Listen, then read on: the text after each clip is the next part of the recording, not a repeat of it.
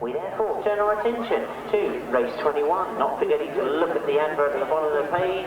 What a date to remember. The bonfire Verner on Sunday, November the 7th this year. That's got to be one that's got to be firmly scribed into the diary, not to be missed. Race 21 though, what an interesting situation we've got in this third leg. On the outside gate, gate number 1, Steve Smith and Keith Ward. A win and a second place so far. On grid 3, Ivor Matthews and Peter Jones, a second place and a win so far.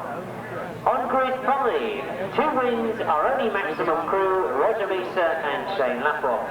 Joining them on the line, John Hiscock, Richard Piggott and Craig Cheetham. So what an interesting one this promises to be. We know that coincidentally Roger Misa and Steve Smith met in that second leg. They finished 1 and 2. Will it be the same result or will we be able to turn it round?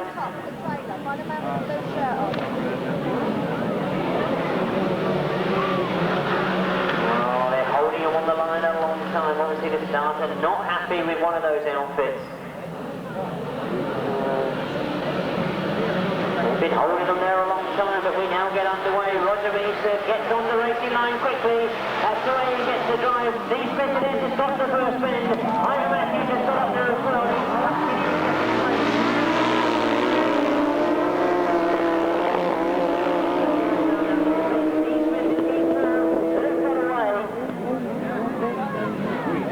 Ivor Matthews in second place, but he is only just in second place because Roger Misa is right there with him. Well, this is where we'll see Roger make a dive in second place. He drives it hard.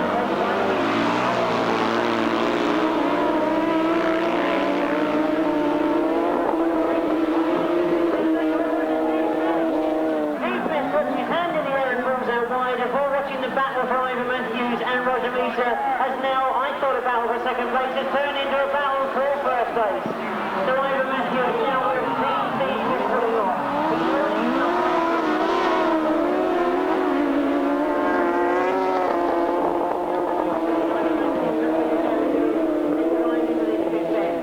Roger Misa has tried everything he possibly could, but at the moment he can't get past Ivor Matthews.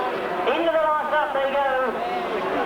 There's a big gap back to John Hiscock in third spot, but early actually right.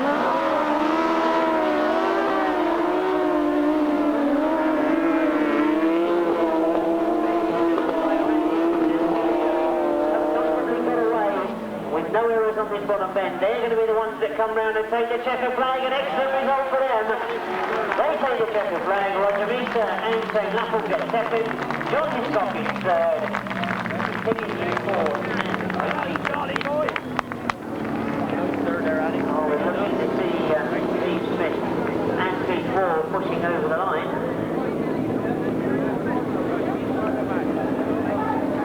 There's obviously a lot of support for Steve Smith. Anxiously looking to see which engine, because I know that he's got the 2 bikes here, the Wasp engine and the V-twin. That is definitely the V-twin Garton. We do hope that it's nothing too dramatic.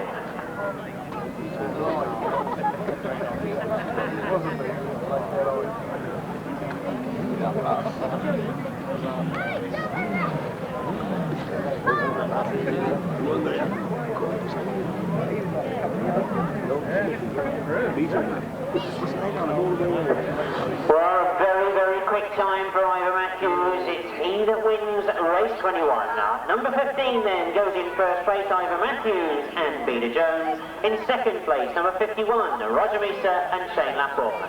In third place, number 184, John Hiscock and Tony Burmester.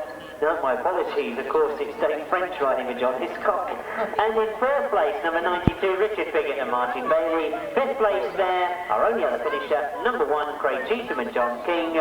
The winning time, 1:38.80. Before everybody comes up and questions me, I'll quickly tell you, unfortunately, not enough race distance completed, so outfit number 12 doesn't feature in the results. The win for outfit number 15 though, followed by 51, 184, 92 and 138.80, and it makes the sidecar competition look very interesting indeed. Outfit number 15 is Ivor Matthews, number 51 is Roger Misa. They are equal now after 3 rides on 19 points. Russelling has closed the gap. He's now up there on 17 points. Ken Lane is on 16 points. Outfit number 2, Neville Penfold and Steve Smith are now equal on 12 points. So right up there with them. We have in fact 4 riders on 11 points. But we turn our attention back to this 4th and final leg. We start with the solos, of course. Tony. Thank you, Jim. Yes, looking across, we know that Mark Loram, unbeaten in his qualifying races here this afternoon. Trevor and Kelvin Tatum have just dropped 1 first place. Or put another way, they've had 2 firsts and a second each. Here we go then. First race gets underway in this leg, race 22.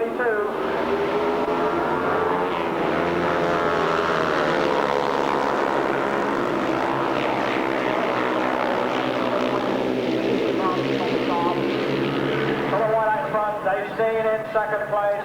Will James looking to try and to come through. Does get through to second. Loses it again and drops back to third. A tremendous battle going on there. Will James gets back into second place. But that is still.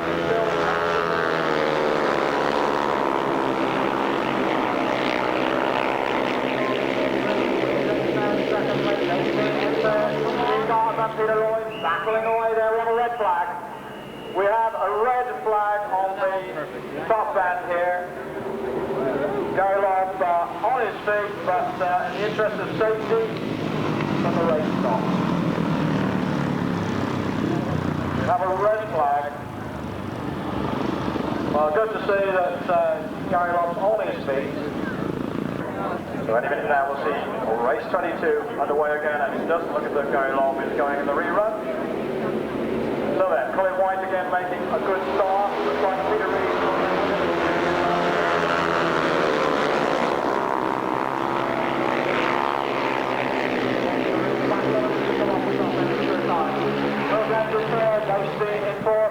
Tucked in behind him, and as we look across to the far side then, it's still Colin White making the most of that good start and going back in front because where he was.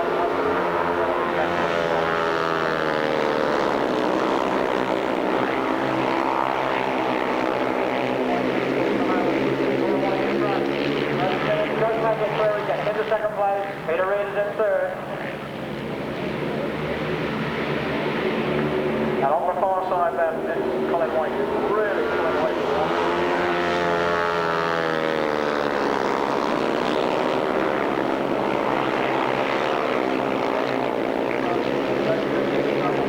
Third place Will James, that's Peter Reed, and then Garton.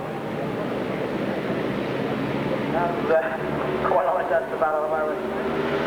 We're looking through that stuff on the far side.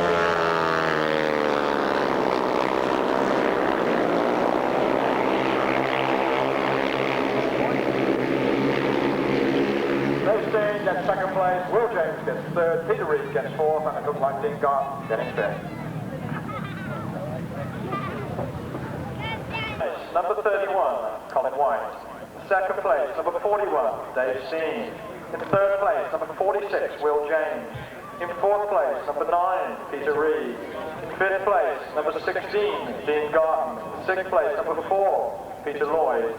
No 7th grade finishes, and the winner's time was 1 minute 22.85. 1 minute 22.85. The numbers read 31, 41, 46, 9, 16, and 4.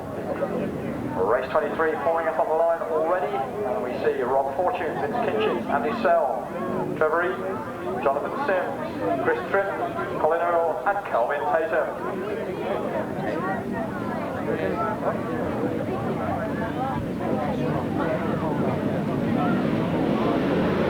Here we go then, race 23 gets underway, second race in leg 4 of the solos, and we're looking to see who emerges.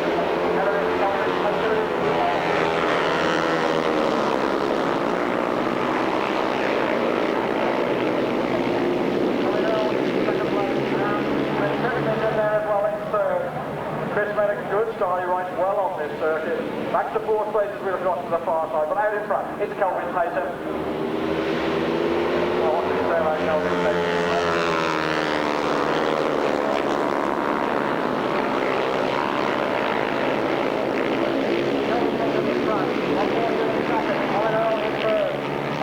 Having a good afternoon, a long east man coming through now, and Consolidating that second place ahead of Colin Earl.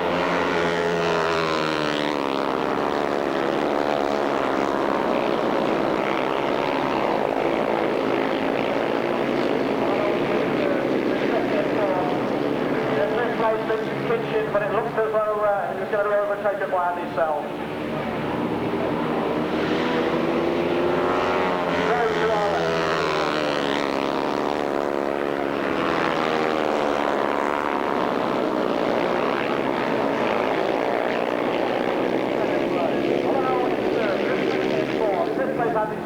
In the sixth place, coming through, that looks like Trevor in 3. In first place, number 21, Kelvin Tatum. In second place, number 11, Rob Fortune. In third place, number 172, Colin Earl. In fourth place, number 33, Chris Tritton. In fifth place, number 50, Andy Sell. In sixth place, number 19, Trevor. In seventh place, number 8, Kinchin. And in eighth place, number 68, Jonathan Sims. And the winner's time was 1 minute 21.69. 1 minute 21.69. Those numbers should read from the top: 21, 11, 172, 33, 50, 19, 8, and 64. And 68. 68, of course, in 8th place. Winner's time again, 1 minute 21.69. We stay with the Solars. Race 24 coming up with Richard Buston, Neville Tatum, Paul Hurry, Trevor Banks, Tony Atkin, Vaclav Verner, and Robbie Fuller.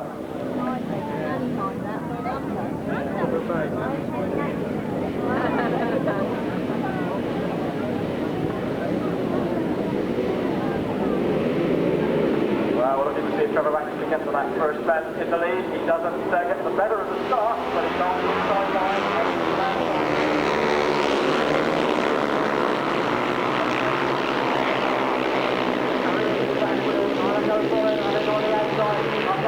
Alongside Paul Hurry in third place, and we look across the far side. Trevor still wide, comes round the outside of Neville Tatum. Neville Tatum keeps the power on. Super action there. Trevor in front of Neville Tatum. One action.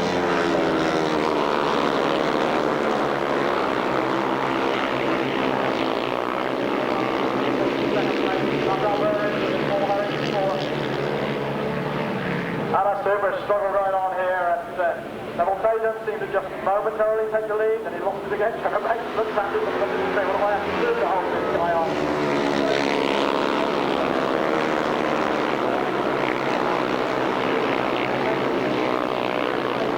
That's all Verner ahead of Paul Hurry and then Tony Atkin. Did it again on the bottom bend, and again it's Trevor Banks who actually emerges from the dust with that advantage. We go up the back straight. One more second.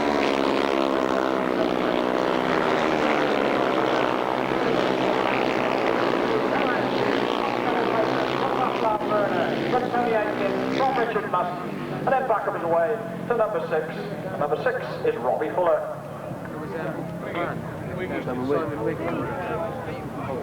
Just turning around there, he's in his car park, right behind Katie's food.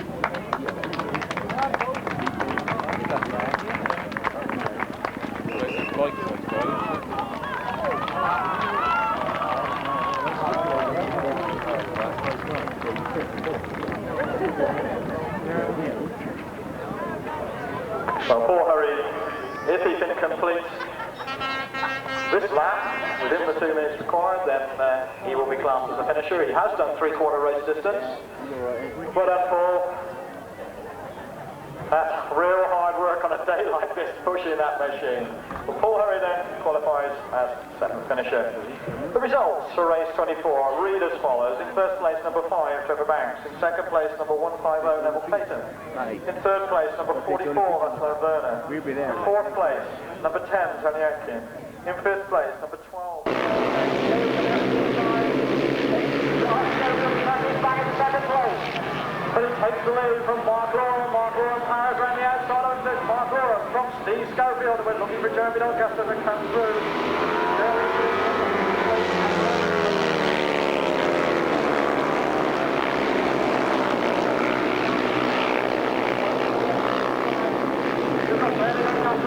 Clayton Williams in fourth.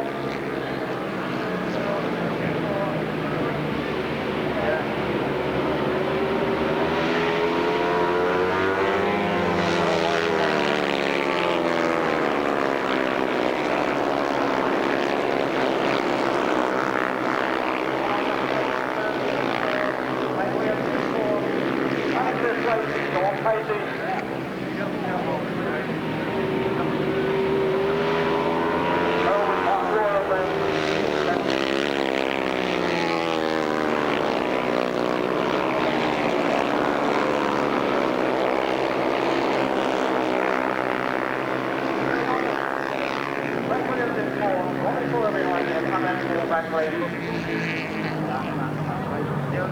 the end of the last race of the fourth leg qualifying races, sees Mark Loram score yet another maximum and take maximum points forward to the second round of the Masters. And in first place, number 14, Mark Loram. In second place, number 2, Steve Schofield. In third place, number 15, Jeremy Doncaster. In fourth place, number 17, Clayton Williams. In fifth place, number 34, Sean Tacey. And in sixth place, number 28. Number 28, of course, Paul Bentley, followed in seventh place by number 24, Ricky Sanford, and in eighth place by number 179, Simon Giddings. And the winner's time, 1 minute 19.98. 1 minute. Well, thanks, Tony. There's one thing I can quickly say, then, of course, is that we won't have a maximum man go through from the first round in the sidecar competition, because at the moment we've got two outfits level on points. They are Ivor Matthews and Roger Meeser. They're on 19 points apiece, but quickly behind the Rustling on 17. We've got Ken Lane on 16. We've got outfit number 2, Neville Penfold, and outfit number 12, Steve Smith, on 12 points. 4 riders together on 11 points, and Jerry Allen on 10 points. As we look to this final ride, then remember this is the end of the Masters competition for today. After they've completed this ride, they will carry the points forward to the second round. And what an interesting position we've got looking at this fourth leg. Because in the first ride, Alan and John Blewett on 11 points have got a chance to actually make up the points that they've lost earlier on. Gary Jackson also on 11 points, so it could be a good scrap between these two. But not forgetting Richard Piggott, John Hiscock, Rob Wilson and Pete Dyer.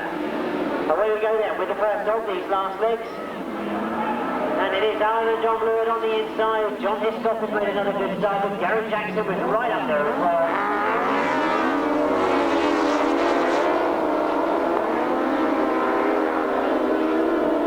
Gary Jackson has moved through as well. Oh, it's very, very close going into that pit bend, but you can see all three outfits together as they come past us. Gary Jackson has gone through on the inside. A brilliant pitch corner from Gary Jackson and Kevin Williams. They've got through in front of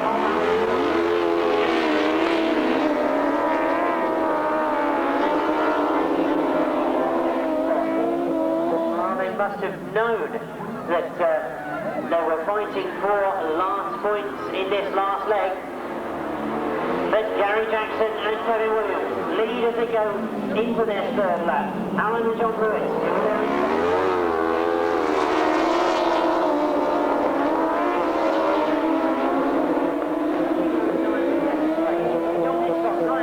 At all in fourth place at the moment.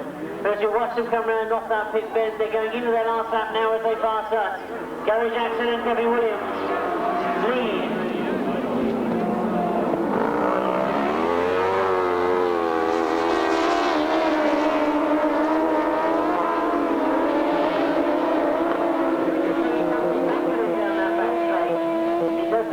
John Blewett look comfortable now in second place, but his first of the afternoon is going to be a win for Gary Jackson and Kevin Williams. Alan and John Blewett get second. John Hiscock does indeed get that third place. Richard Piggott is fourth.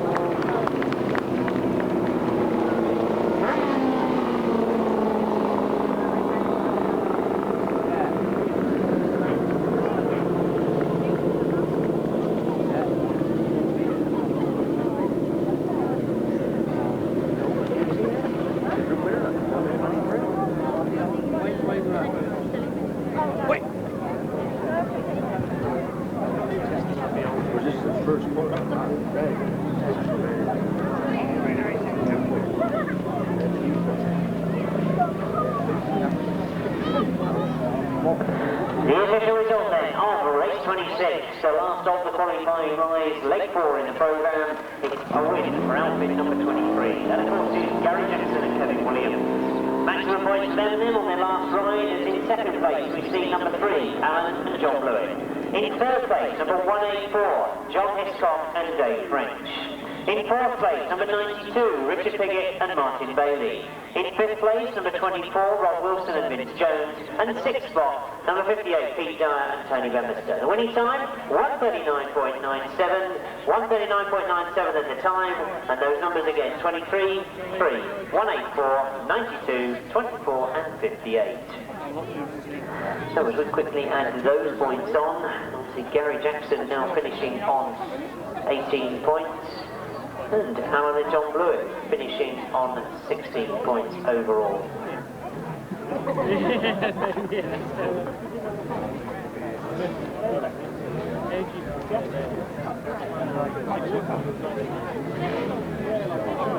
The last time I saw him,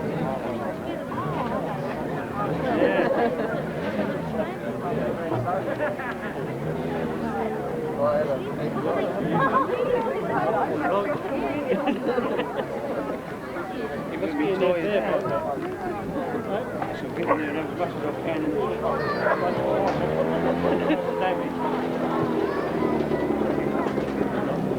Well, we look to race 27, an interesting position once again, because when I said about overall points, coming into race 27, Iverman on 19 points. Meeting them out on the line in race 27 on 12 points apiece, Neville Penfold and Paul Randall, Steve Smith and Trevor Fine. Nearly said Trevor Fine there, didn't I? That goes back a few years. Keith Moore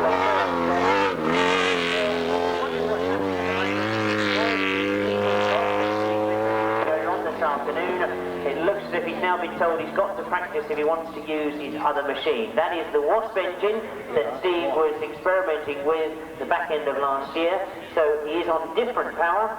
Officially they've got him to practice, and it sounds as if that looks equally as good as his V-twin. We will see. I'm sorry to say it does mean that perhaps that was a serious problem with the V-twin, but obviously I'll find out later on if I can. It's a great shame. Steve going very, very well earlier on this afternoon, but at least he has got that other machine, and he's now coming out for race 27. But an interesting point, I can't forget the fact that also joining those three outfits on the line are Lennon Ray Foreman on 11 points, Jerry Adams and Adam Calvin-Smith on 10 points. Gary Wright, he's the other rider that comes to the line. Well, he's had mixed fortunes this afternoon, hasn't he? 2 very bad results and 1 exceptionally good one, so he could be a spoiler as well. Interesting racing prospect, though. Have you made up your minds which are the better gates yet? I don't think there is any advantage at all, but if we look down those gates, we've got Neville Penfold and Paul Randall on this outside nearest to boards. We've got Steve Smith right in the middle on grid 4. And Ivor Matthews right on the inside, grid 6.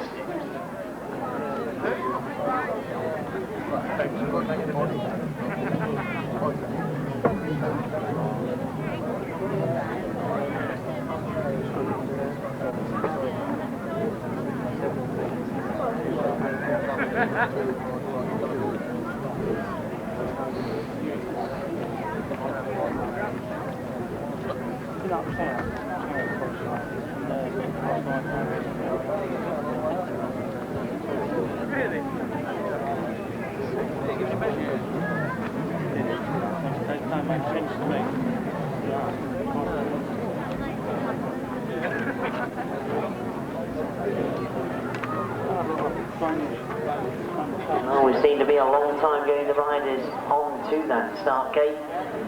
Neville Penfold with problems by the look of it. So we do look as if we're missing Jerry Adams and Lennon Ray Foreman.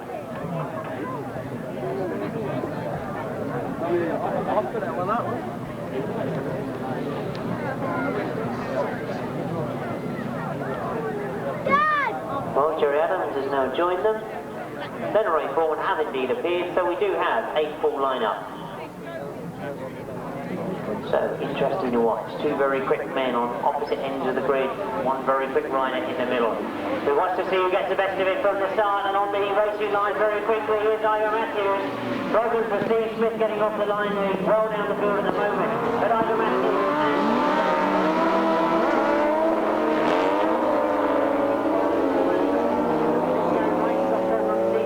on on the inside of him. But Neville Penfold going after Ivor Matthews, who's leading this Masters competition jointly at the moment. So this will put the pressure on the last ride of the afternoon for the sidecar competition. Ivor Matthews.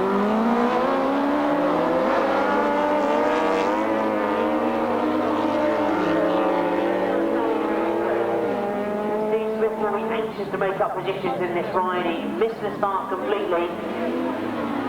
As we come past us for the second time, Ivor Matthews showing well, and Steve Smith has in fact moved through in front of Leonard Ray Foreman.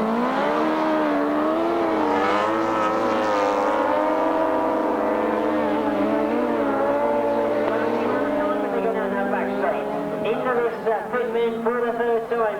Ivor Matthews and Peter Jones have been allowed to get away from the rest of the field. And I'm interested to see whether Neville Penfold perhaps has got a problem, because he does look to be a bit slow.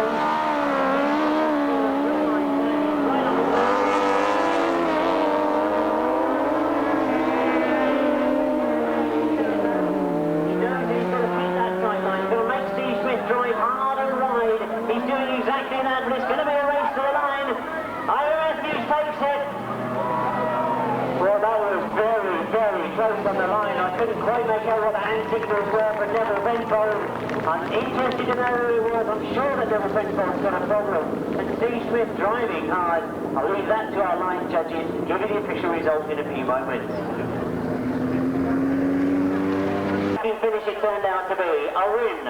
Easily, we know that result. A win for Ivor Matthews and Peter Jones. Number 15 goes in first place. Second place was tight, and in second place it was outfit number 12, Steve Smith and Keith Wall. In third place, outfit number 2, Neville Penfold and Paul Randall.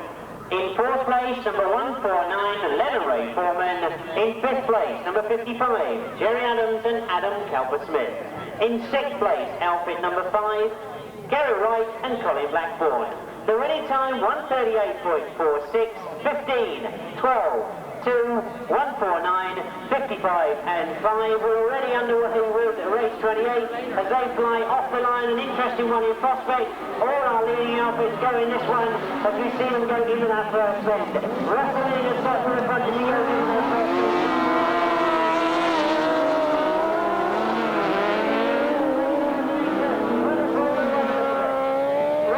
Pulls up on the far side, but as we see going into this pit bend, rustling back on form and in front of Ken Lane, but Ken Lane goes very, very wide, looking to go around the outside.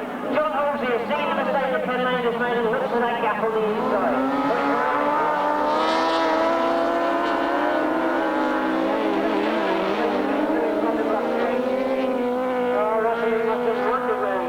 Because he looked for that gap, he found one, he got through, and now he drives hard in front, anxious to make up for some of those results he picked up earlier on.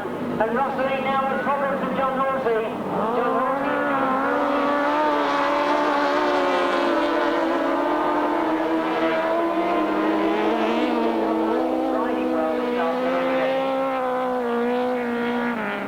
You can see that Roger Meese on that bottom bend is now pulled out as we come round towards the last lap flag, Ken Lane and Mark Edwards.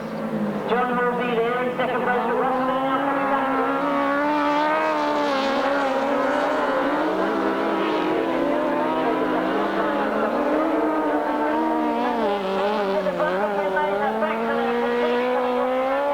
Can he complete the race distance with no back tyre on the two? It certainly will happen this afternoon, and Ken Lane tries to get across the line, but John Halsey completes the race. Tremendous driving from Ken Lane and from Mark Edwards doing his part of the work. It means that John Halsey picks up the win. Russell makes up the second spot. Well, big drama. A lot of drivers, I'm sure, would have just pulled out having that happen to him. The tyre completely ripping off the rim. But as you can see, he got complete race distance, and I'm waiting to see where he actually finished in the results.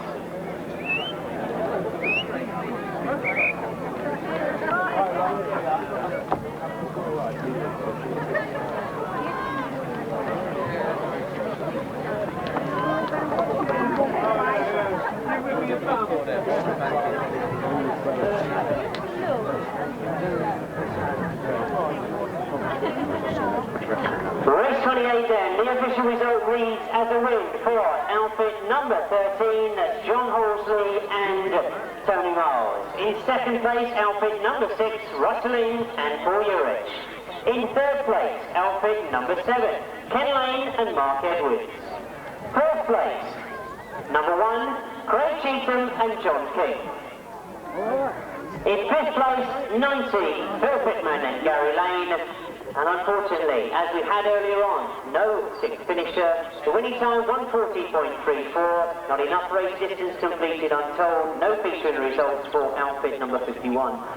It means the official result reads for race 28, 13, 6, 7, 1, 19, and the winning time 140.34. 140.34 the time, the last of our British Masters qualifying rides, 13, 6, 7, 1 and 90.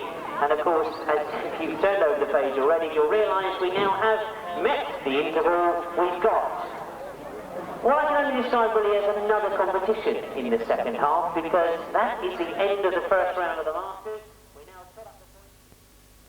So then, they line up across on the solo start line for this runoff to determine the last place available in race 31, the second of the solo semi-finals. They're away. Garton making a good start. Peter Reid going with him. Peter getting a little bit of extra grip, catching a wheelie and losing a bit of ground because of that.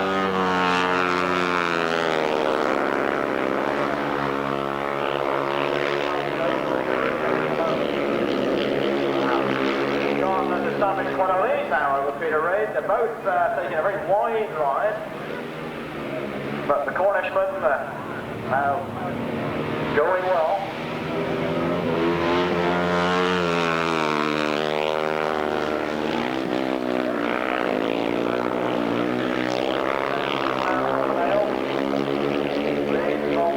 Another centre man.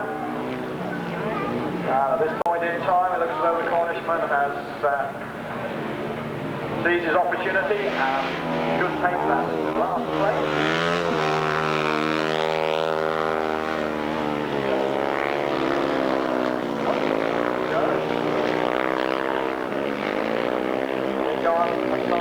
Over his shoulder to see Peter Reid, and I think Peter is really now knows that he, short of a mishap, is not going to catch the young Cornishman, and in fact is settling for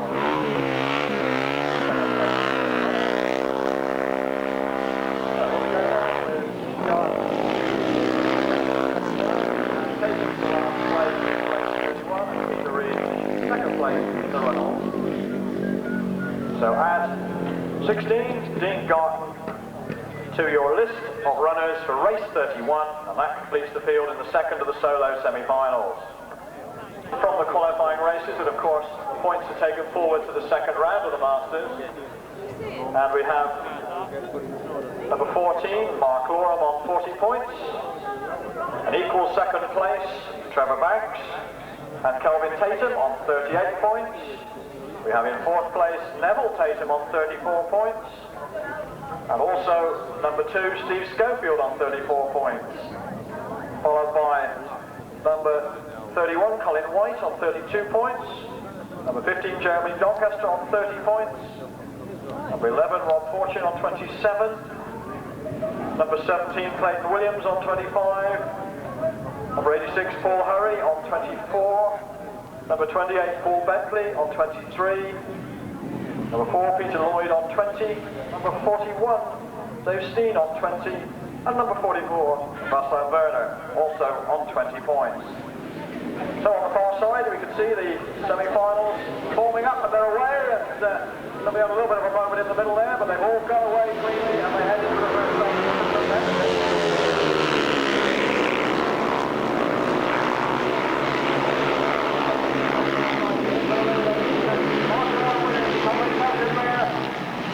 And Jeremy Doncaster as well on these three, making sure that they're heading into that big money final. So Mark Loram, Kelvin Tatum, Jeremy Doncaster, and that's Steve Schofield in fourth place.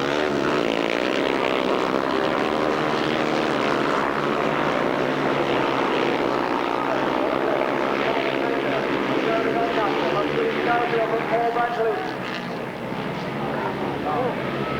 And Kelvin Tatum staying with Mark Loram, only a length or two in it as we look across to the far side, but it's Mark Loram.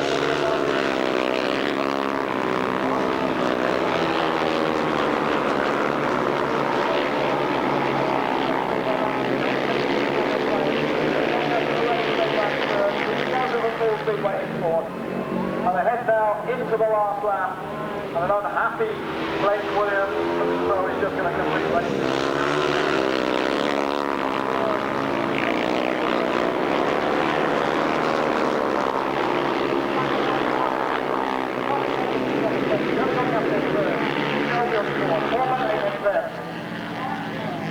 and another like Tony Atkin winning that personal battle as they cross the line there. So then, Mark Loram goes through into the final, unbeaten.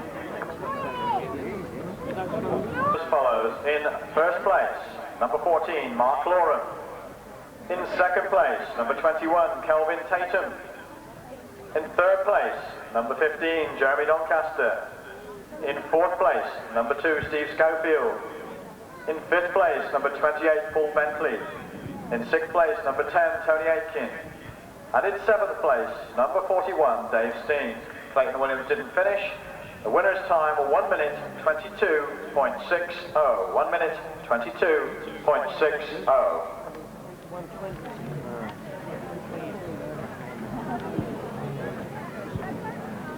Well, from that result, looks as though the top 4 go through into the final, which means that's Mark Loram, Kelvin Tatum, Jeremy Doncaster, and Steve Schofield. Well, thanks Tony, that really is billing to be a tremendous final. 4 more riders we need from that second semi-final. In the sidecars, I think we have definitely got the top 12 in the country in the 2 semi-finals. In the first semi-final, we've got coming to the line in grid 1, Ivor Matthews and Peter Jones. In grid 2, Ken Lane and Mark Edwards. In grid 3, getting towards the centre of that start line, John Halsley and of course, passenger Tony Miles. In fourth grid, also on the centre of the grid there, is Steve Smith and Keith Wall. In grid 5, Alan and John Blewett. And in grid 6, Jerry Adams and Adam Calver-Smith. So, a lineup for the first semi-final that at many national events would be equivalent to the final. We've got 3 riders only going through into that big final at the end of the day. And as Tony's just mentioned, 4 laps for these qualifying rides, but the big final will be 6 laps.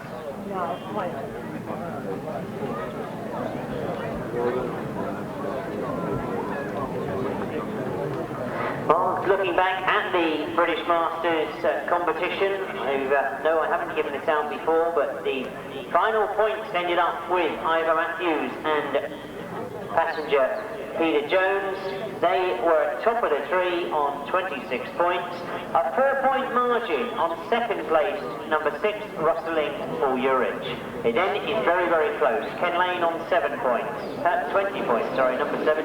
Roger East on 19, John Halsey on 18.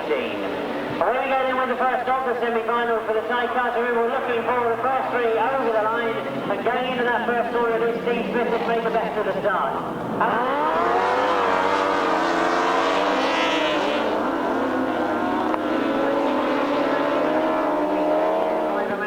They come through into second place, but while they've had that tussle for second, they've allowed Steve Smith and Keith Wall to get away from them. Now Steve Smith and Keith Wall setting the pace, and they are still on the Ross engine. Now remember, we're looking for 3 places.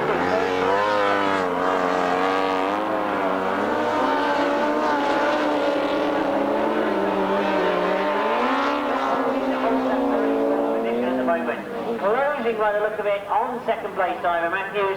But as they come round past us for the second time, it's Steve Smith and Keith Wall at lead. From Ivor Matthews and Peter Jones in second. John.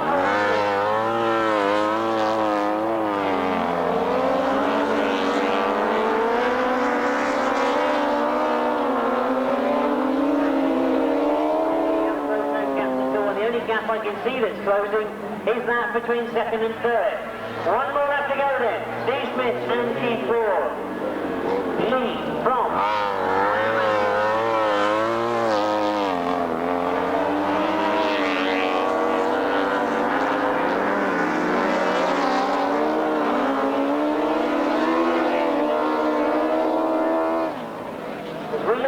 checker flag coming out for the first of the semi-finals. Steve Smith and Keith Wall will see again.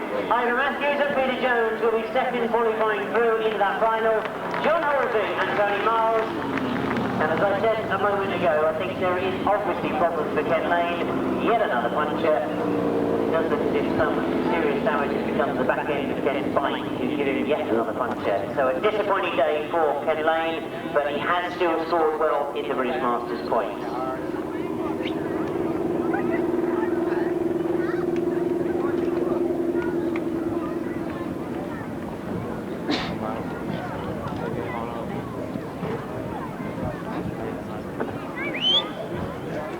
Race 30 then, the first of the semi-finals, a win for outfit number 12, Steve Smith and Keith Wall. In second place, number 15, Ivor Matthews and Peter Jones. Third place, number 13, John Halsey and Tony Miles. Fourth place, going to number 55, Jerry Adams and Adam Calver-Smith. In fifth place, outfit number 3, and in sixth place, outfit number 7. The winning time, 1:39.85. It means that your three qualifiers going through that last race of the day are number 12, of course, Steve Smith and Keith Wall, number 15, Ivor Matthews and Peter Jones, and number 13, John Halsey and Tony Miles. Well, that's 3 of the final that we've got from the first semi-final. Same situation with the solos. We now look back to that second semi-final for the solos to see who it is that joins those early runners. Thank you, Jim. Race 31 then. Trevor Banks, Neville Tatum, Colin White, Rob Fortune, Paul Hurry, Peter Lloyd, Vaclav, Verner and Dean Garton. The sad sides of Ken Lane and Mark Edwards walking back. As Jim said, not the happiest of days for them, and I'm sure they look for a stronger series of results when they get to the second round.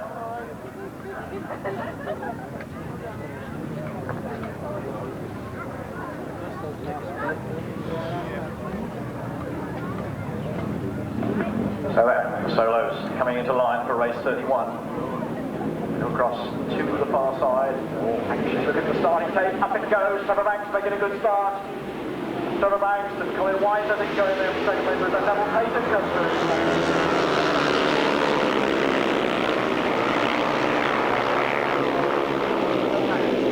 Colin White, Neville Tatum, good start. Rob Fortune and Vaclav Verner trying to come up between the line of them, so it's all getting somewhat exciting over there. So on the far side then, Colin White and Trevor Banks battling away, and look at Colin White getting gobbled up there, and they all throw right up on him.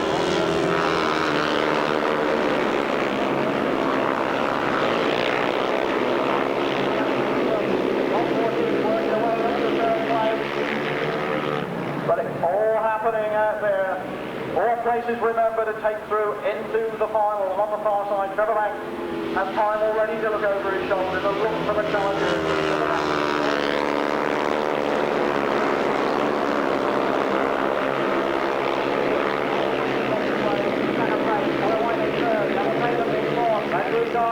And Paul Hurry.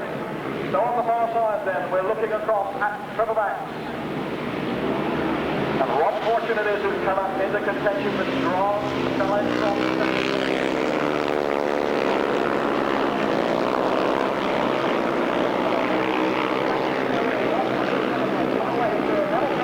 then Garton, then Paul Hurry, then 16. And then Peter Lloyd looking back because he suspected he had a puncture as well.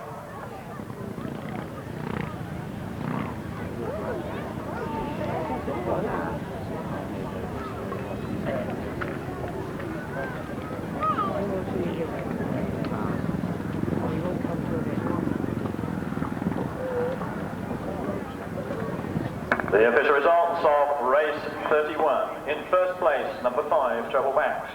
In second place, number 11, Rob Fortune. In third place, number 31, Colin White. In fourth place, number 150, Neville Tatum. In sixth place, number 16, Dean Garton. Sorry, in fifth place, number 16, Dean Garton. In sixth place, number 86, Paul Hurry. Seventh place, number 44, Vaclav Verner. And in eighth place, number 4, Peter Lloyd. And the winner's time, 1 minute 23.78. 1 minute 23.78. Let's run through those numbers again. They are 5, 11, 31, 150, 16, 86, 44 and 4. So into the final, into that 6-lap final, go number 5, Trevor Banks, number 11, Rob Fortune, number 31, Colin White, number 150, Neville Tatum. I was going to watch it round the other side there, next to the getaway. Well, dog sitting, dogs with this. All right. Thanks Tony, what an interesting final that looks to be for the big end of the day, because we've got a tremendous lineup of solo competitors there. I'm equally looking forward to the sidecar final at the end of the day, but we don't yet know who is going to complete that lineup. Going in the second semi-final, race 32 in your programme, we've got on grid number 1, this is right outside on the boards, Rustling and Collier.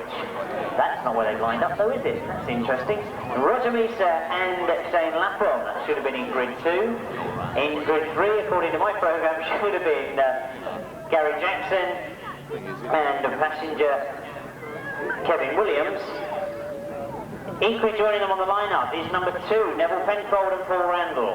Number 149 is Lennon Ray Foreman, and number 92 is Richard Biggett and Martin Bailey. Well, it does look as if there's a problem for, I believe that is Jerry Adams that's pulling back off the line. No, it's Gary Jackson, in fact, put his hand in the air. All the revs are starting to go up. We only watch to see what happens. Oh, a very good start from Roger Easter there, and also Richard Biggett. Oh, Richard Biggett is shot into the front as they go into that first corner. Roger Easter has gone after.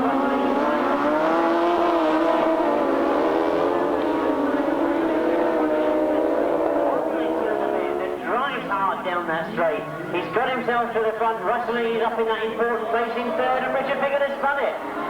Oh, Neville Penfold doing exceptionally well to avoid Richard Biggett. What a day of fortune Neville Penfold is having this afternoon. Richard Biggett.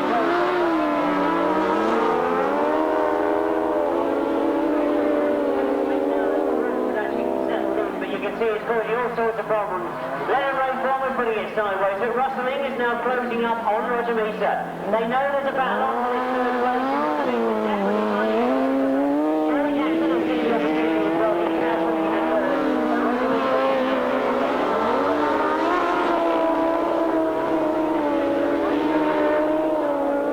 getting away from Rustling in second, but they know their important places in second and third. Lennon Ray Foreman still there. In third at the moment, Gary Jackson almost putting it sideways.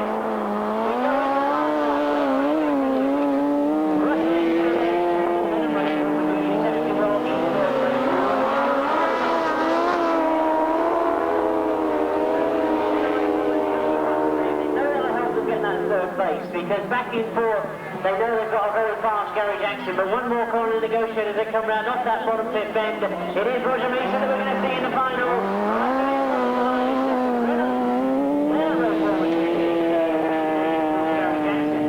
Disappointed in fourth place, knows that he's not going to be out in the final.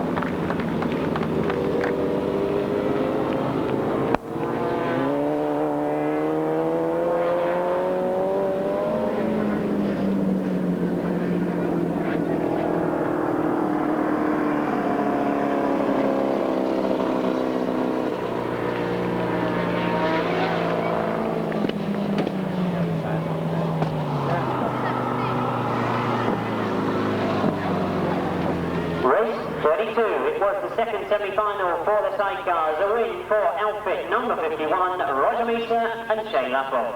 In second place, outfit number 6, Rustling and Collier. A very important third place for number 149, Len and Ray Foreman. In fourth place, number 23, Gary Jackson and Kevin Williams. In fifth place, number 92, Richard Biggett and Martin Bailey. Sixth place, outfit number 2, not their day at all today, Neville Penfold and Paul Randall. The winning time, 141.34. It means, therefore, we can now complete that lineup for the big final at the end of the day. Number 51, number 6, and number 149. Join 12, 15, and 13. What a tremendous final that looks to be. As indeed, before that, we've got the big solo final. Tony, I think that looks a very, very impressive lineup. A tremendous race to end the day on, and before that we're going to have an equally exciting one with the solo final. And of course, the fact that these finals are over 6 laps adds a little bit of spice to it.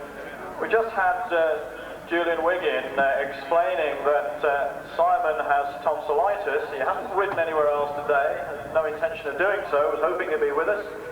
But he is having drugs to try and sort this tonsillitis condition out.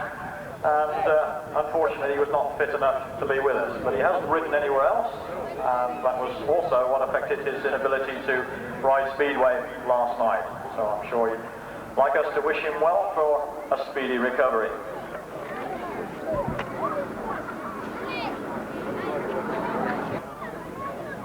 Takes up his position on the start line.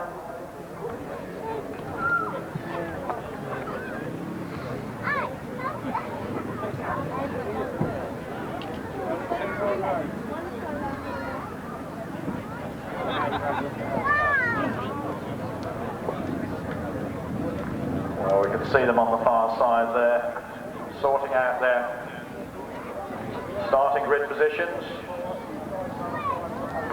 Interesting to see how that's worked out.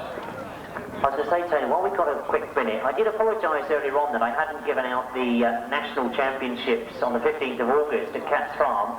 Even when I give the advert out, I forgot something. Of course, I forgot that it is the concluding final round of the British Championships for the left-hand sidecars. Very important in this part of the world, Jim. It certainly is. I don't think I'd have got out of this track tonight, would I, if I'd given that out? You'd have been living very dangerously indeed, I think. But good to see that competition, a two-stage competition this year, with the first round held by the GTSA. And word on another event coming up, Jim. What have we got? Winner of the Sweets, number 71 in the jar, Kay Emsinger. Sorry if I pronounced your name wrong, but that's what it looks like to me. You won the prize for working out the number of sweets in the jar. And while we're looking across to the far side, word from the Andover Motorsports Club on the Ace of Aces that this year will be sponsored by Exchange and Mart. And this is an interesting link-up between one of the most popular magazines and between one of the biggest grass tracks that we have in this country, the Ace of Aces. Well, I'll tell you what, Tony, I'm really pleased that Dickie took the trouble to come in and see us, because I had so many people last night saying to me, come on, Jim, you're from that part of the world, what's happening at Andover? Are they running? Aren't they running? Now we can thankfully tell everybody, every week we go to Grasstrack, that the Ace of Aces is definitely on, and it's perhaps going to be bigger and better than we've ever seen before. Is that possible? Well, it's certainly going to be a two-day event, with some riders seeded through to the Sunday, and some having to qualify on the Saturday, so it'll look different. It'll be equally exciting, and how nice to have a major magazine like Exchange and Mart involved with our sport. Here we go then, the solo final. We look across to the far side. Kelvin, Tatum making a good start. To the race over there. It's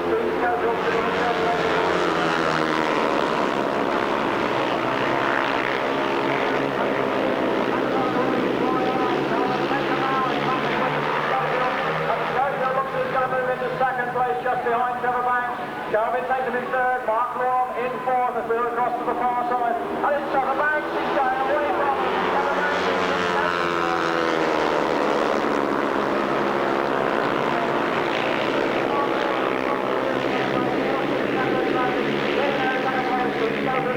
Kelvin Tatum in fourth. But out in front, it's still a veteran from Kent, from Folkestone. It's Trevor Banks. Kay really put it across this top speedway field here. He really is flying.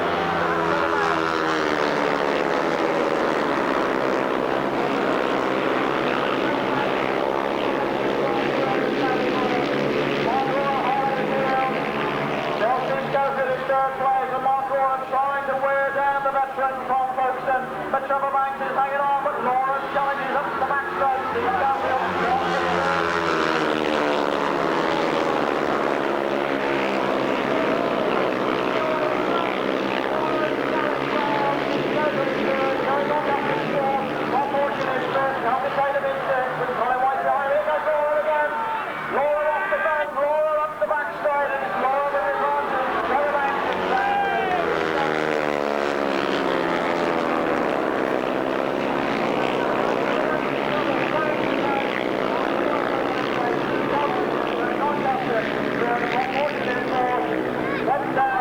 Tatum.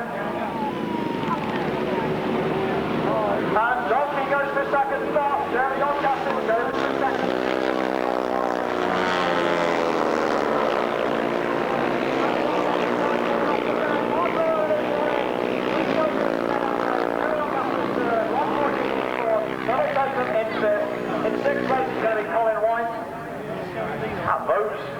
the only finishers that we have. Well, what a final. We couldn't see what the problem was with Trevor Banks, but we think it was a puncture.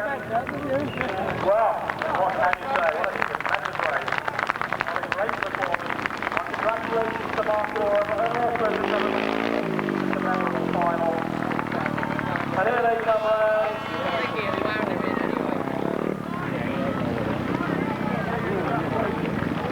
Mark Loram, the winner of the British Masters final, takes the flag on round. Rob Fortune, I think, in fourth place in the end. Steve Schofield, who was second. And we just haven't got Jeremy Doncaster to do his lap. Wow, what a good race that was. Congratulations to Mark Loram. And he goes really within a very healthy situation into the second round of the Masters.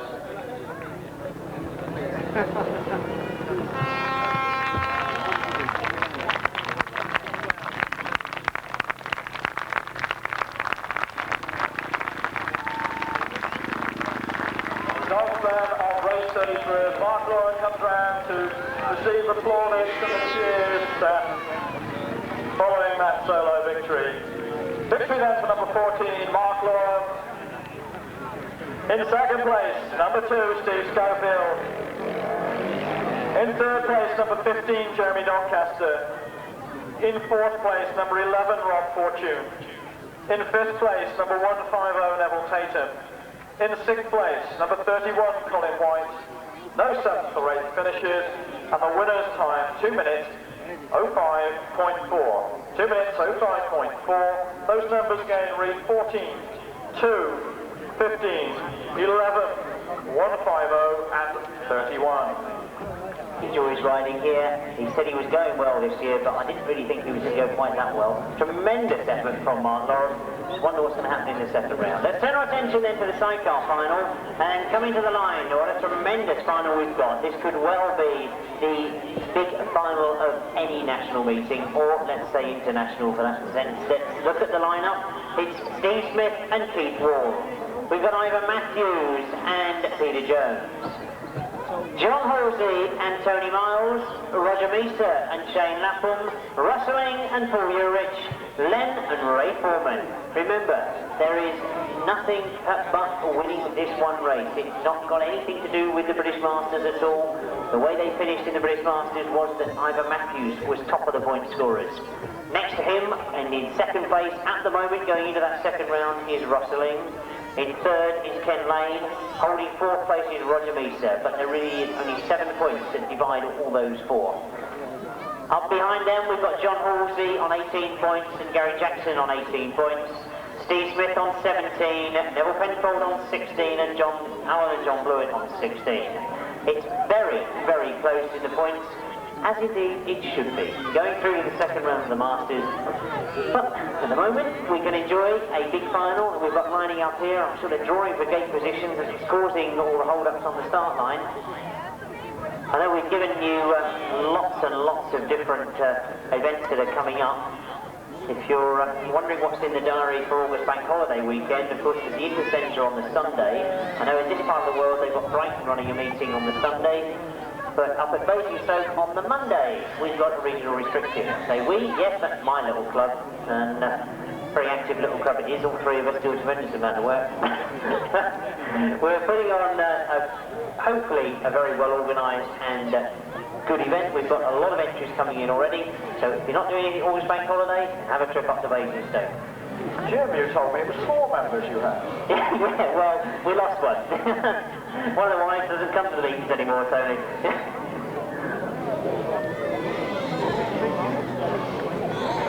Well, I think we've mentioned so many events this afternoon that when we say that we're at the peak of Grasstrack at this time of the year, I think you can only agree with us. And the reason why Grasstrack is becoming so popular, races like you've just seen, and I think races like you're about to see. This looks to be a tremendous sidecar final. Remember, it is 6 laps. I know we spoke to 1 or 2 of the drivers just during the interval, and they said they were worried about tyres. We've seen lots of people suffer with tyres this afternoon. And as we get underway, it is Ivan Matthews that's got going. Ivan Matthews goes straight into the first corner.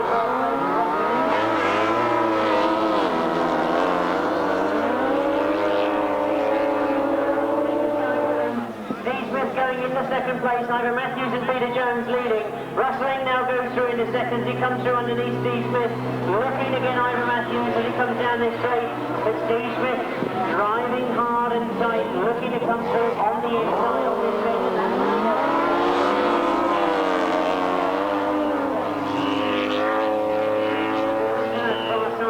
Matthews and Peter Jones still going in the lead, but obviously in the interest of safety, the red flag's being put out, the race being brought to a halt. All the riders, of course, will have to go back to that start line for a restart.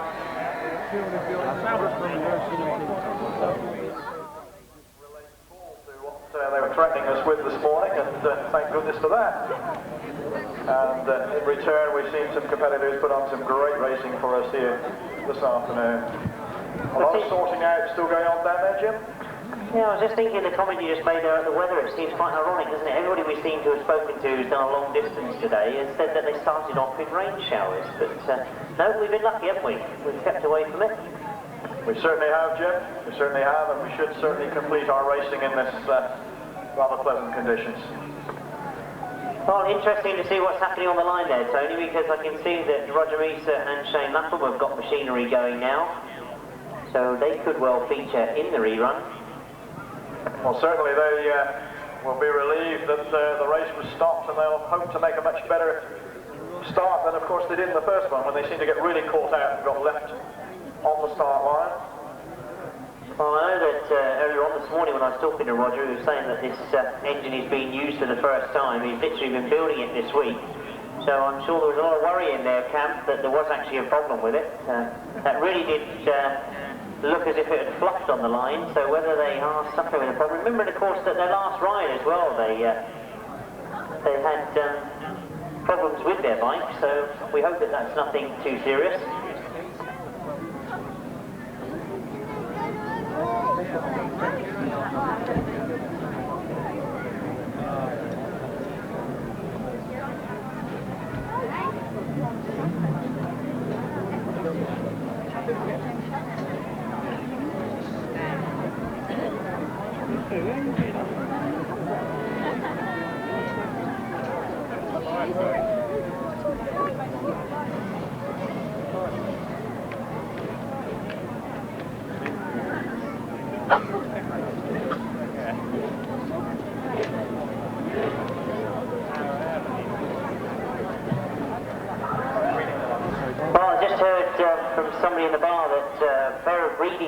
Have been found, gold-rimmed glasses. If anybody's lost a pair of glasses, the bar have them, and they've been found around the bar area and handed into the bar.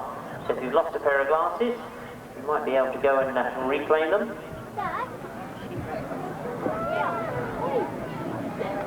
Oh, I can't quite see what's happening down on that start line. There seems to be a lot of reluctance to actually get into the line. Nearest the boards, we've got Steve Smith and Keith Ward. Next to them will be Roger Meesa and Shane Lapham, John Halsey and Tony Miles, and then, well, in fact, I can see that there's obviously a problem with Len and Ray Foreman, because they've taken their crash helmets off and are not indeed in this start, so we get underway with only 4 outfits, and it is Ivan Matthews that again has made the best of the stars. Roger Meesa has dropped on the inside.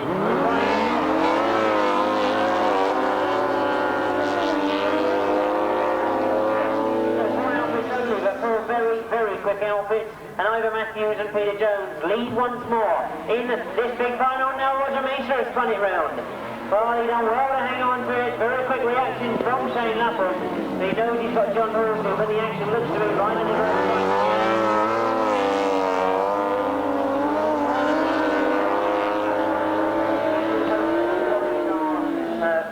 Unfounded, so we watch to see what will happen. Driving hard again on that bottom bend, but you can see Steve Smith and Keith Ward closing all the time. Right on the back wheel of Ivan.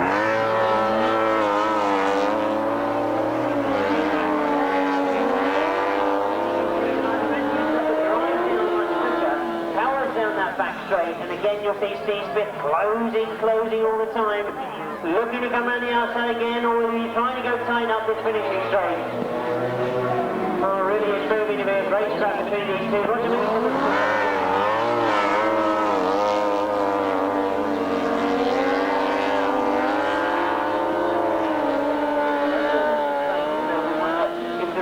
sort of mechanical problem with that new engine. But as we watch the pit bend, it is Ivor Matthews and Peter Jones at lead. Past me. These still not being able to get past Ivor Matthews.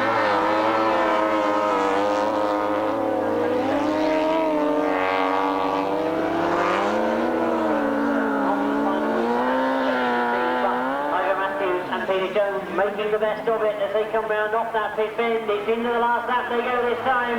They really have ridden brilliant well this afternoon. One more lap to go.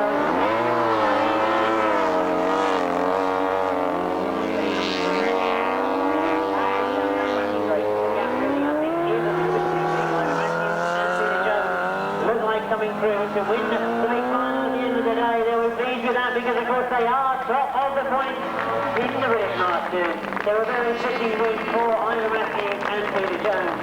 Once the race of course has been restarted, Steve Smith and Keith Wall I'm sure will have pleased a lot of people this afternoon. They've ridden brilliantly well. They had that disastrous vis-a-vis twin Garton actually packing up on them. I don't quite know what the problem was with that, but obviously they've had to use the Wasp outfit, or what powered outfit I should say. Seen come through in the final to pick up that second spot.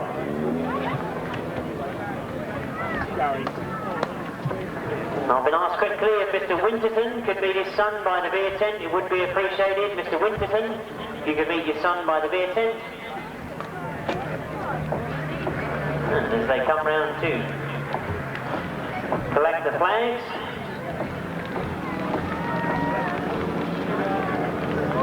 And the lost property has started, but please, as they come round, showing congratulations to Ivor Matthews and Peter Jones, teamed up this year due to the injury of Mike Dowles.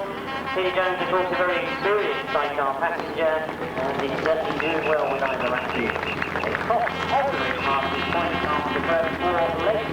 We'll wait to see what happens in that second leg on the 12th of September. That, of course, is a new circuit which Whitmore have acquired. 12th of September.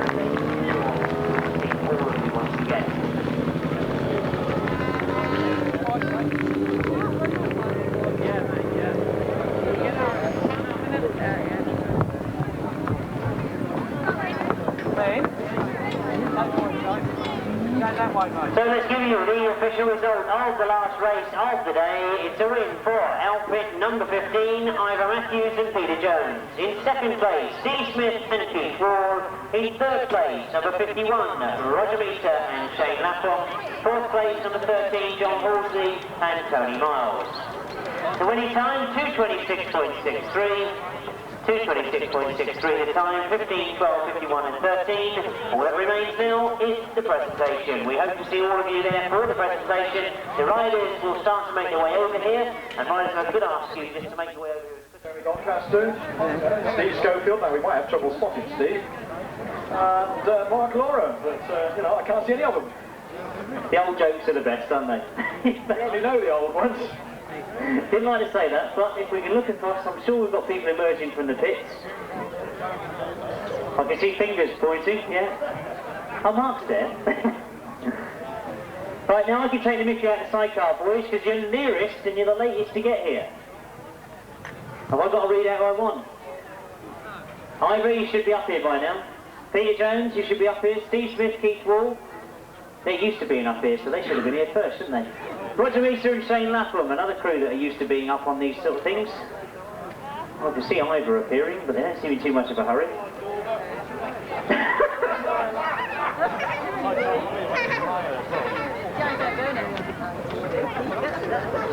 Over, and the fans here are going to really give you the sort of reception you deserve. In third place then, rushing up, Jeremy Doncaster!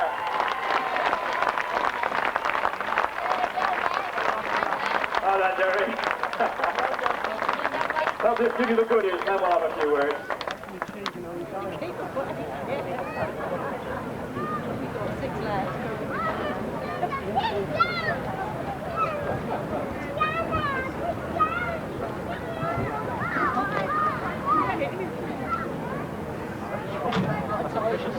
Come on over here, Jeff. Oh, you're off. Come on over here, come on. I mean, we had a bit of a shock because you turned up good and early, and you had a smile on your face. Well, I hope at the end of the day you're still smiling. Yeah, it's a bit unlucky in the final where the bike just started to slow on the last sort of corner really, so I think I might have put a hole in the piston. So, well, let's hope not. But it's going good, so hope, you know, we can work on today and, you know, get back to how I was maybe. Well, I'm sure we all hope that. Jim, I mean, we tend to forget that you came out of the Grasstrack world very much. I mean, it's a long time ago when you and I had an interview like this when winning the 250 championship, so... Well, that is the problem, you see. I suppose I've been around a fair while, and you do tend to forget, and I've sort of lost myself within myself, and I have to sort of try and find myself again, and once I've found myself, I'm okay. If I understand that correctly, I think you did today. Ladies and gentlemen, Jeremy Doncaster!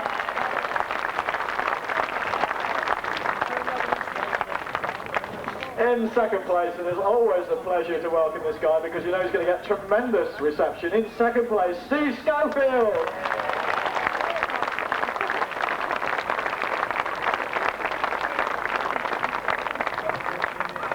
Well done, Steve.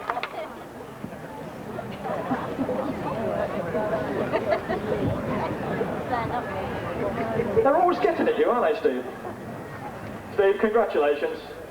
Very tight at the top there, isn't it? Only a point or two in it, so you're nicely poised for the next round. Yeah, I think next round's going to be a lot more harder for the 6 races, and I suppose it'll be a different format. The race format will be different. You race against different riders, so anything can happen. It can indeed. I know what I was going to ask you next time I saw you. How's that youngster of yours? Joe?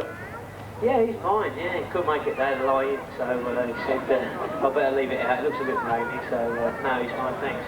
Congratulations on that. Delighted to hear it. Congratulations on an excellent second place today, and we look forward to seeing you in the next round. Ladies and gentlemen, Steve Schofield!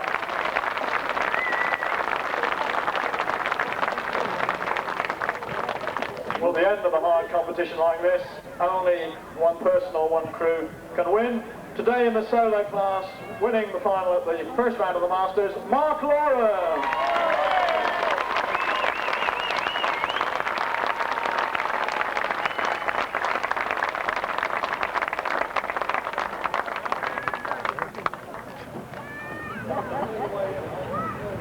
Well done, Mark.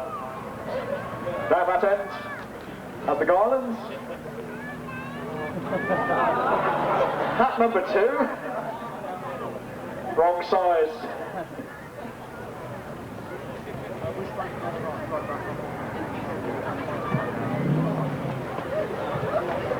A garland, a hat, a trophy, and some money. And now the photographs.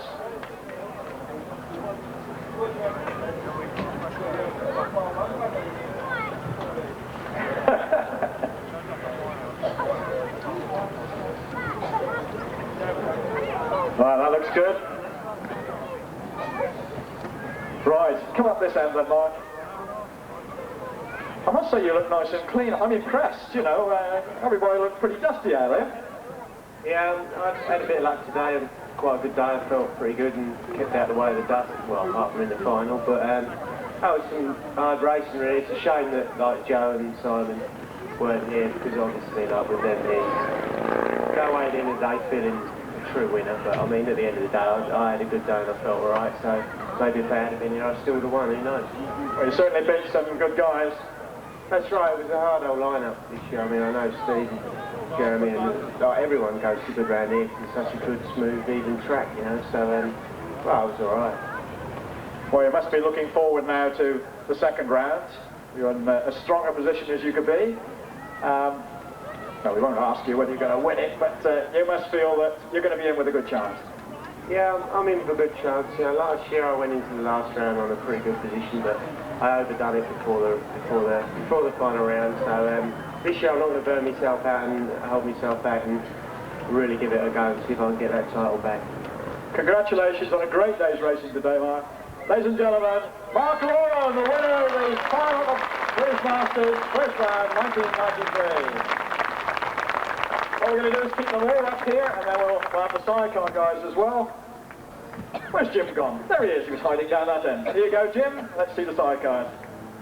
Well, thanks, Tony. I think it's a credit to the sport when you see such a lineup of talent up here in the solo field. We're now going to join them with some of the best in the world of sidecar racing, 1000cc right-hand sidecars, of course. And when we think back to that final, it's quite fitting, really, that we're seeing these up here, because I'm sure that they're going to go well in the second round. In third place in that big final this afternoon, it is, of course, Roger Misa and Shane Lapham.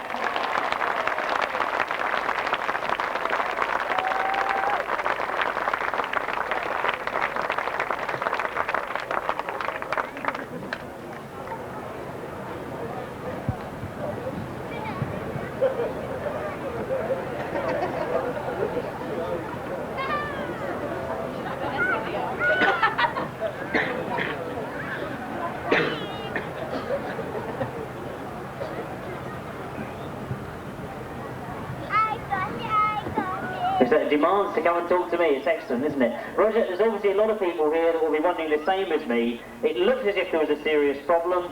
Is it serious? I thought it was, but it turns out it's an electrical failure that keeps intermittently coming on and off, which is what happened at last all. And we don't know what it is, so we're going to have to fix it before Reading tomorrow. Well, before Reading tomorrow, because that was another question I was going to ask you. There's one or two people said to me about the Speedway tomorrow night. You will be there? Well, I've got a liking for Speedway, and when you ride all day on something that's every bit as smooth and every bit as good as Speedway, you get the urge to go again, don't you? So, and in my time of life, any urge is a good urge. Yeah, follow that one. I mean, it's a credit to the track, I think I'm going to say that comment was. But I'm going to have a quick word with Shane, because Shane, I know you're not a man of many words, but obviously pleased with the fact that you did actually end up fourth overall with all the problems. Oh yeah, it's brilliant, lovely. I really enjoyed it today. It's good. Well, that's excellent. So I'm not going to push you too hard, because I know we've got all the other people up here to have a few words with, because in second place, I'm sure there's somebody that wouldn't speak to me this morning because he was very keyed up, but I'm going to try and get some words out of him in a few moments. In second place in that big final, they've had their disasters as well this afternoon. There's, of course, Steve Smith and Keith Ball.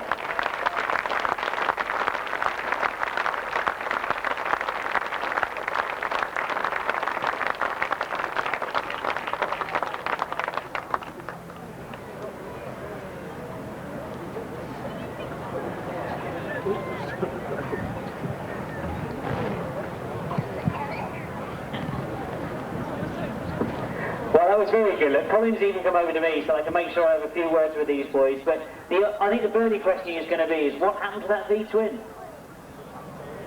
It started to slow, and we just had to pull the clutch in and save the engine basically. We don't know what's wrong with it, but we just need to strip it and find out. Well, obviously that's stripping it and finding out what the problem was. But earlier on this afternoon, when it was going well, it looked absolutely tremendous. Yeah, tremendously pleased with it. It's Steve Juice's engine. I hope it's still here, because we want to know what we're going to do with it now. Still, I think he's got a fairly deep whiter, Steve, so we should be all right. If not, I'm going to try and tap Don up. Well, there you are, Don. If you're in earshot, you know that if Steve doesn't give him the engine, then he's going to be tapping you. But I'll have a quick word with Keith. Keith, it's great to see you back on the grass again. You must be pleased that he's made this decision to come back. Yep. Now, this guy always tries to do this to me, but would you believe that he doesn't stop talking when he gets a few pints inside of him? So I'm going to pursue a little bit further, because obviously that was a bit disheartening with the results that you had, but you're sitting in 7th place now in the British Masters, looking forward to the second round. Yeah, I've been looking forward to it more if I can have done that, because I feel we could have been a bit further up the field with less work today. Well, I think I'll agree. There's a lot of people think that you possibly were going to be higher up in the field, but I think that once again I would say, finishing in second in the big final, you're certainly back with the presence in Steve Smith and Keith Ball.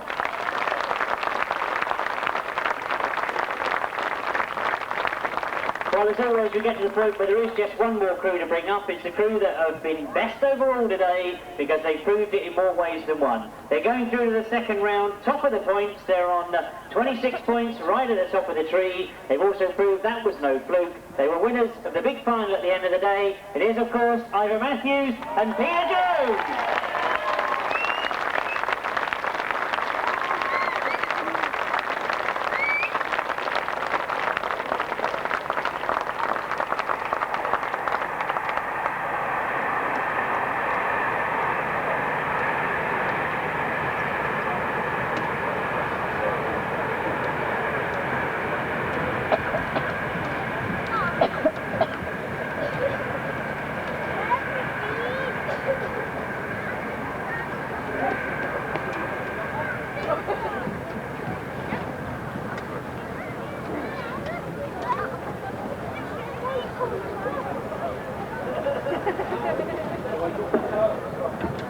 Well, that looks as if it's it with all the photographs. I want to try and have a few words with these two guys. You're going to have to wander over to me. I've got a very long lead this afternoon, but Ivor, a very big smile on your face.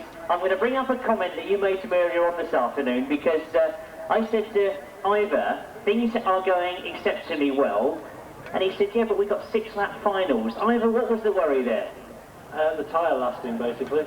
I've used the tyre every race today. We're on speedway tyres and they were just falling apart because it's just that hard out there and just not lasting. Well, the tyres aren't lasting, and it's interesting that Grasstrack now has got into the technology of tyres, but the circuit overall. Oh, superb, superb. I mean, it's like a billiard table out there. You can't fault it at all. And like Roger said, we've done a bit of speedway ourselves this year, and I think it really helps around a circuit like this, because it teaches you a lot more about throttle control, which you really need when it's as hard and flat as this. Well, I think that's excellent comments. We've heard all afternoon about the excellent circuit, but you must be pleased now, going into the second round, actually top of the tree. Obviously, yeah. I'm not going to count any chickens just yet. I'm well aware that the last 2 years the people who've been leading at the halfway stage didn't win it. But I'd rather have a four-point cushion than be 4 points behind. Well, absolutely right. I'm going to have a quick word with Peter, because Peter, you have crewed up with Ivor this year, and I know you're a very experienced passenger. You've ridden Speedway, and of course you've ridden with Paul Pinfold down here. But in terms of talent, how is Ivor racing at the moment? Ivor's going very well. He's a young, aggressive driver, and he's going really good, very smooth, getting better all the time. Well, it's excellent. I mean, we look forward to that second round, but the winners this afternoon are certainly going home top of the tree in the Masters as well. It is Ivor Matthews and Peter Jones.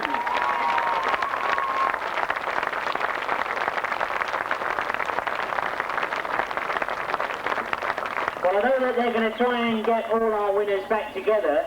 So I think if our 3 solo boys, Jim and Steve, if you could make your way back down the other end, I want to try and get some photos of all of them. And while we've got all 6 together, I talked a few moments ago about an impressive lineup of talent, but look at the talent you've got there. Well, I don't want to make too many comments on that subject, but I think you'll agree there's been some tremendous racing here this afternoon. They have now decided that they're going to get the video pictures in as well. I'm sure all of you, like me, will be looking forward to the second round. I wish all of you a very, very safe journey home. I hope you've enjoyed the racing as much as I have. We very much look forward to that second round.